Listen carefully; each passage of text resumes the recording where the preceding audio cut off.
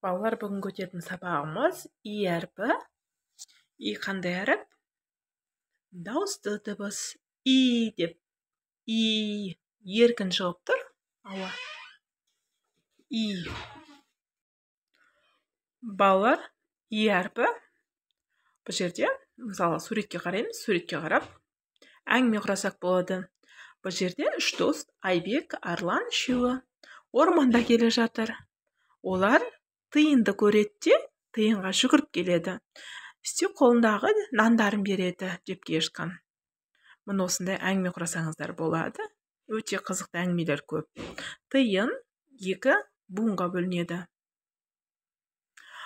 Тиын. Е, шие. Иек, тиек. Ки, киек. Ит, кит дейді. Ең жақсы мекен әркімнің өз мекені. Ит үйшікте, тиын ағаш діңінде тұрады. Тышқан інді теңізді мекен етеді.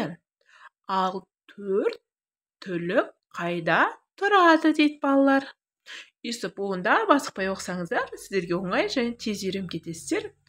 Ал төрт түлік қайда тұрады, балалар, ойланып көрейік. Балалар, ол әрине қорада тұрады. Аталарыңыздың, әжелеріңіздің үйлерінде осындай төрт түлік бар шығар. Қой, қозы, жылқы деген жануарлар. Әрине бар, көргенде боларсыздар. Төрт түліктің қайда тұратынын білдік, балалар. Киік қандай жануар, балалар? Киік әрине тауда мекендейтін жануар. Инелік, ол неге жатады? Жәндікке жатады, балалар. Ит мұрын өсімдік, жабайы өсімдік. Киік деген сөзді талдап көрейік, балалар. Киік, к дауыссыз дыбыс, и дауысты дыбыс, дауысты дыбыс, к әрине дауыссыз дыбыс, балалар. Бұл жерде киік деген сөз сәйкес келеді екен.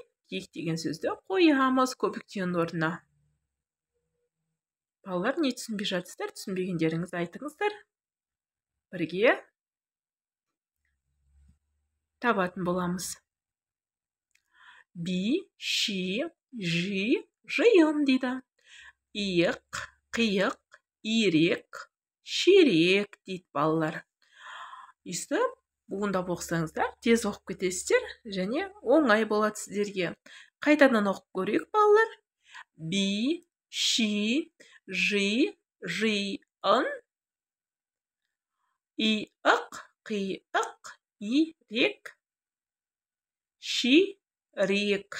Балалар, өйстіп бірге оқысақ, әрине жақсы оқитын боласыздар. Сызбаға сәйкес үш сөйлем құра дейді, балалар. Уықты тоқиды, шиді басады, киізді шаншиды дейді. Қайсы дұрыс, балалар? Әрине дұрыс жауаптар бірге табамыз. Уықты шаншиды, әрине. Шиді, балалар, не істейді? Тоқиды. Киізді басады, балалар. Балалар, біздің баяғы ата-бабаларымыз осындай киіздермен тоқып, шиді тоққан, киізді басады, киізге орын ауыстырған сөйлемдердің мәтін құра дейді, балалар. Ол шыбын масамен қоректенеді. Инелік пайдалы жәндік бұл жерде.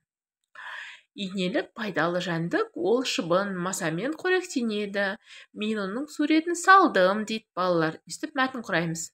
Мәнелеп оқу, жаттап ал. Ұзын құйрық инелік, инелікке тимелік, тікұшақты жасадық, инелікпен үйреніп дейді, балалар. Балалар, қызық, е?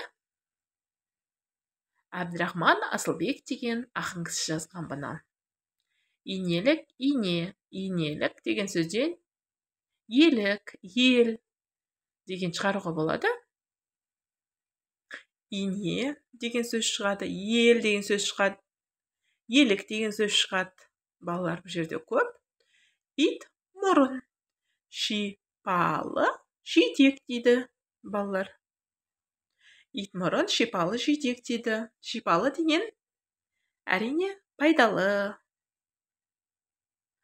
Сабағымыз аяқталды. Сау болыңыздар. Тіркел.